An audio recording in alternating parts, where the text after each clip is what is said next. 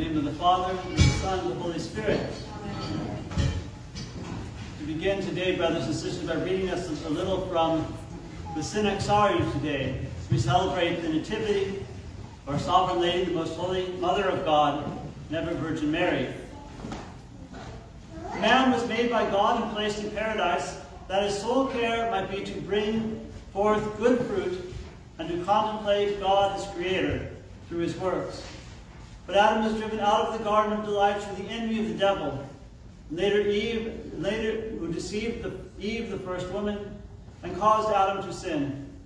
Later God gave the law to men by Moses, and made known his will through the prophets, in preparation for the greater blessing of the incarnation of his only Son, the Word of God, who would deliver us from the nets of the evil one. In taking our nature upon himself, Christ wished to share fully our fallen state, but without sin. For he alone is without sin, being the Son of God. For this reason, he prepared for himself a spotless habitation, an immaculate ark, the most holy Virgin Mary, who, although she too was subject to death and the condemnation of our first parents, yet she was chosen by God before the ages to be the new Eve, the mother of Christ the Savior, the wellspring of our redemption, and the archetype of Christian holiness. And after explaining a little of the genealogy of Saints Joachim and Anna, it goes on to tell us the story that we're celebrating today.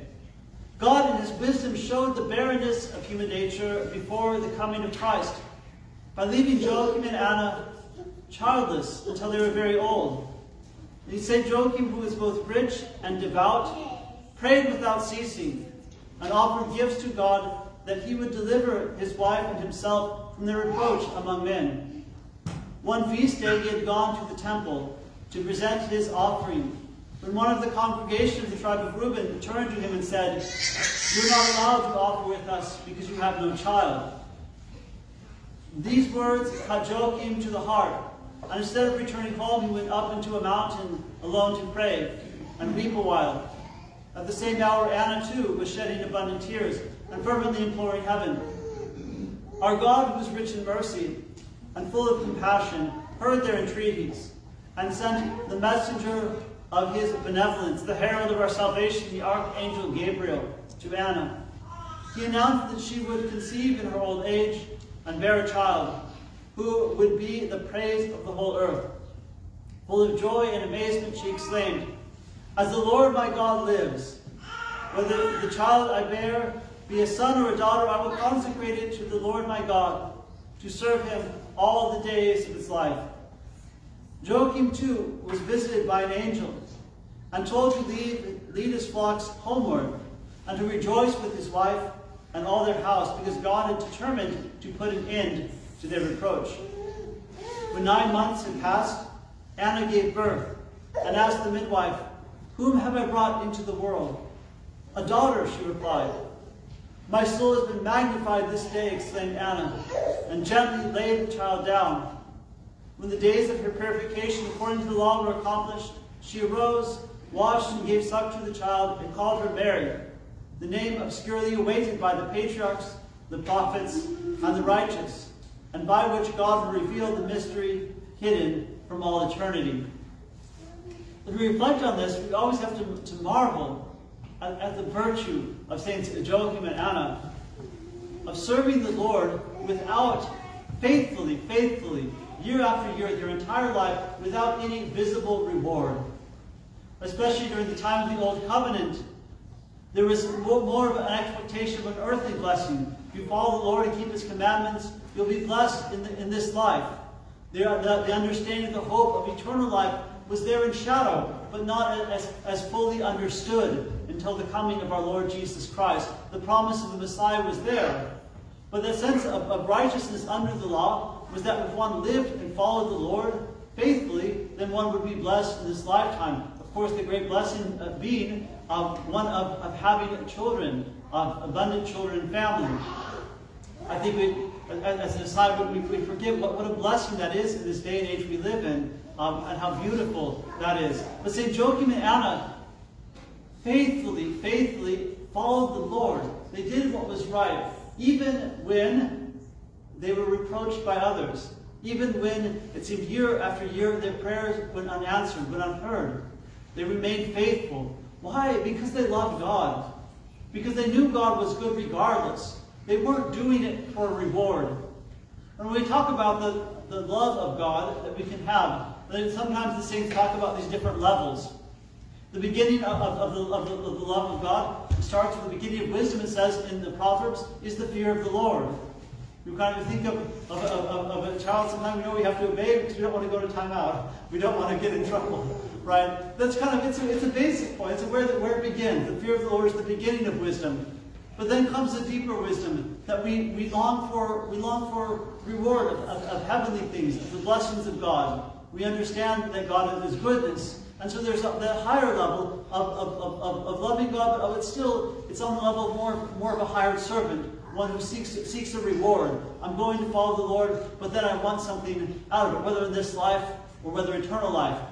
That's kind of a middle level. We're moving up. But the higher level of love is a love without seeking anything in return. It's a love where the fear of the Lord has been transformed, not from being afraid and ending up that kind of sense, but just not wanting to disappoint the beloved in any way. Wanting every way to serve and to honor the beloved. A love for God that's so complete, regardless, that we would want to suffer for the Lord, that we would endure hardships, deprivations, going without for the sake of the love of God, because we know that God is good. We've experienced that. We've seen His love. And St. Joachim and Anna, they had this highest level of love, even though they've not yet, the promise had not yet been fulfilled. And spoken of how already at the beginning, the curse of the fall is being overturned in the birth of Mary as the new Eve. Recall that in mankind's turning away from God, not only did kind of death and corruption come into the world, but it described that barrenness, that difficulty in which we would have to labor with the work of our hands. It said the earth would only kind of yield its crop with great difficulty and effort. And that in childbearing would be something not without pain or burden. And this is something where we see, since St. Joachim and their life, kind of that whole kind of labor of all of humanity, kind of go laboring, but through that, returning to God in faith, and then God giving that blessing. But what I think for us to take in, as we see their examples, and we see the joy that God provides, that God gives the greatest blessings when it's not looked for or expected, but just when we faithfully serve Him. At times even when we don't. But the birth of the Virgin Mary, which will initiate the whole process of our salvation, she who will give birth to our Lord and Savior Jesus Christ, came not at a time when humanity expected it or in any of this way, nor did St. Joachim and Anna kind of understand all that they were participating in. But they loved God, they served Him, and they felt this. You know, the last part to take in with how we treat one another, brothers and sisters, reflecting on this. We see how sometimes we can, with well-meaning but cruel attempts to try to correct one another, like those of the Jewish faithful who reproached St. Joachim and Anna, saying, "You must have some sin. You must somehow not be following the Lord for you not to receive this blessing." Or we think of the righteous Job in the Old Testament, how he had suffered all that loss, and his friends who came to console him instead said, "You must have sinned. You can go and repent of this." Now, of course, there are times when we can appreciate that a true friend will be the one to give us a hard word when it is needed. But much more often, brothers and sisters, what is needed is the word of encouragement, the word to continue to bear that cross when it is hard, when we don't see the visible reward right now, when we can't see the fruits of it. But nonetheless, as we've experienced, we remind ourselves through all of these hardships that God is good, that He is faithful, that He loves us, and that He is instructing us in that path of following Him, of taking up our cross. And in this way, we see how the birth of the Virgin Mary, the holiest of all the saints, came through the fruit of great patience, faithfulness, love, in that quiet life of Saints Joachim and Anna, giving birth to that holy child whom they would raise in such prayerful, peaceful circumstances until they trusted her to God, who would who had such a wonderful plan for her. And so lastly, as we say, this feast is a feast of rejoicing, proclaiming joy to the whole universe, because the one born today will give birth to our Savior. And so, brothers and sisters, we go forth today, let us rejoice and put aside the things of the world that weigh upon us, the pettinesses, the things that will tempt us with our brothers and sisters in Christ to somehow steal away the joy of this feast. But rejoice in one another and rejoice together that the mother of our Savior today has been born. Christ is in our midst. Most holy Theotokos.